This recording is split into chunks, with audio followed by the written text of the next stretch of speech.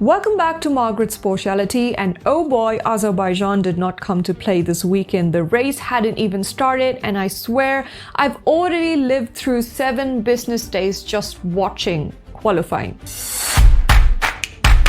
Where do we even start? Matcha the padded cat stealing the spotlight, Verstappen moonlighting in other series and still rolling up for pole, McLaren promising us fair Papaya rules with a straight face.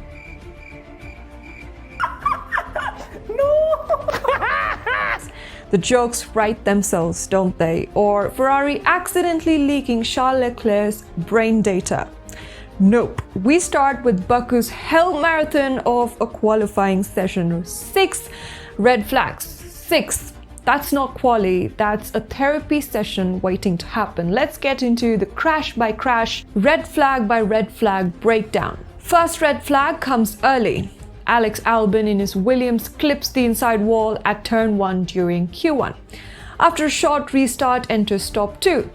Nico Hülkenberg loses it at turn 4. Not even fully resumed yet, Pierre Gasly slides off. Later, Franco Colapinto crashes heavily at, you guessed it right, turn 4. They get into Q2, but trouble doesn't take a break. Oliver Baumann taps the wall at turn 2.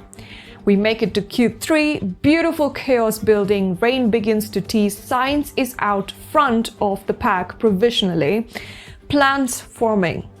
Then Leclerc locks up at turn 15, crashes into the barrier, bringing out red flag number 5. And then, of course, the championship leader makes the mistake. With just a few minutes on the clock, Piastri loses it at turn 3, slams into the wall. That brings out the final red flag, and that effectively seals many's starting fate. And also by Q2, boom! Lewis Hamilton out. The man went from dreaming about pole to packing it up in 12th. The Ferrari garage went dead silent and Lewis called it dismaying. Understatement of the year. That's half the top 10 in the barriers. The clock kept stopping, and somewhere in the middle of all of that, a bit of rain showed up just to troll everyone. For a hot minute, Carlos Sainz thought he was on pole with his banker lap, and honestly, we all thought so too. Then Baku did what Baku does, cleared the skies, reset the script, and let Verstappen loose. Max Verstappen, 1 lap, 1 statement, bang, pole position. Like he'd been waiting all day just to dunk on everyone. Sainz still clung to P2, front row, which is huge. Liam Lawson, yes, Liam Lawson stuck it in P3, his career best, and suddenly he is the third wheel in a Red Bull family photo. McLaren, I don't know what's more painful, watching Norris bottle another big chance or watching Piastri bin it and still somehow keep his nonchalant aura. Norris brushed the wall, lap ruined, and he starts just 2 spots ahead of the guy he's supposed to be fighting for the championship. This title fight feels less like F1 and more like improv comedy. Esteban Ocon disqualified. His Haas failed the rear wing test as if Baku hadn't already given us enough drama. If Saturday's qualifying was a heavyweight bout, Sunday was the knockout. Right off the bat, Oscar Piastri jumpstart, Fernando Alonso reactive jumpstart. 2 veterans of completely opposite ages getting pinged for the same thing. Only difference, Fernando shrugged it off with a 5-second slap. Piastri, oh honey, that was the start of his nightmare. By turn 1, Oscar had already dropped to dead last. Seconds later, Oscar in the wall. Lap 1, turn 5. His McLaren kissed concrete harder than Lando kissed barriers on Saturday. Boom, DNF. And suddenly, a huge golden chance for Norris. Oscar's out, title lead vulnerable. It was all lined up for Papaya glory, but did Lando grab it? We'll get to that. Meanwhile, up front, Max Verstappen leads cleanly on hard tires and never looked back. And the safety car restart, epic as usual. And at the flag, Grand Slam, pole, win, fastest lap, every lap led. If you needed proof that he's back in this title fight, that was it. Is a 5th championship still possible? The deficit's down to 69 points from over 100. Don't call it impossible. In the so-called Lando Norris era that we were foretold about entering, is looking more like a DNS. Carlos Sainz, what a weekend. Quietly efficient, relentlessly consistent podium secured. That unicorn on his helmet, maybe it's not just a touching gesture for the fan, maybe it's a full-blown lucky charm. Fun fact, his podium tally record of having at least one with McLaren, Ferrari and Williams now matches Alain Prost. That's elite company. And he did it before Lewis got onto the podium this season. Who's regretting now, huh? Smooth operation. George Russell was battling more than just rivals. He had illness in the garage and still fought his way up. With a little help from Kimi and some team orders, he clawed up to P2. Not flashy, but gritty. That's how you earn a silver star. Now back to Papaya land. Oh dear.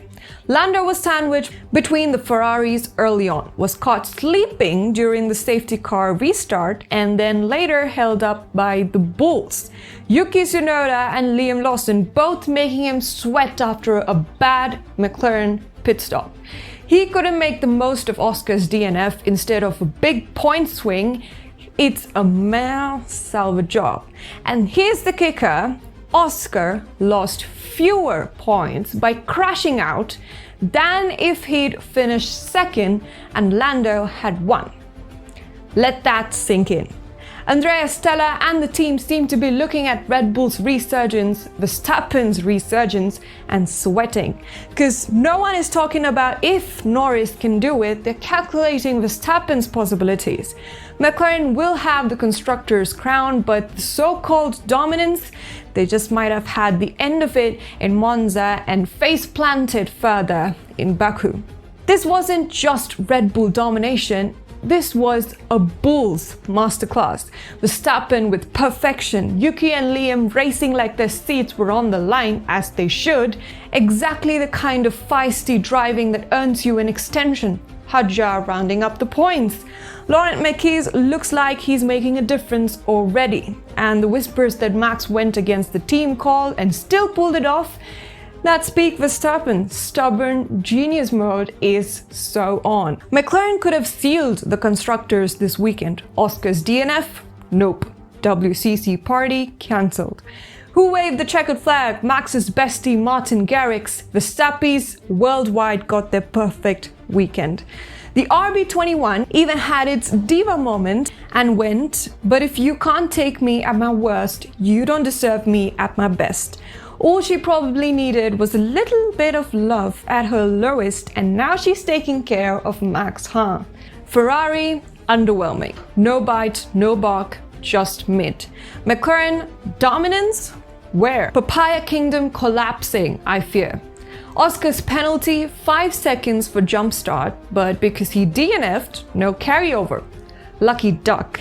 And it's not the first time he's been spared for things this season. Starting to look suspicious, honestly. And the bigger picture, this season is nothing like 2023. Papaya dominance is gone. When they were at their best as well as now. Because what do you mean Max has the most poles this season? This season, it's chaos, it's swings, it's wide open. Max looks like he's back in the fight, 69 points behind. Singapore up next. Side quest for Max? Maybe. But one thing's for sure, Baku didn't just spice the title race, it threw chili powder in its eyes. See you in Singapore, folks. Buckle up, this season's endgame is loading.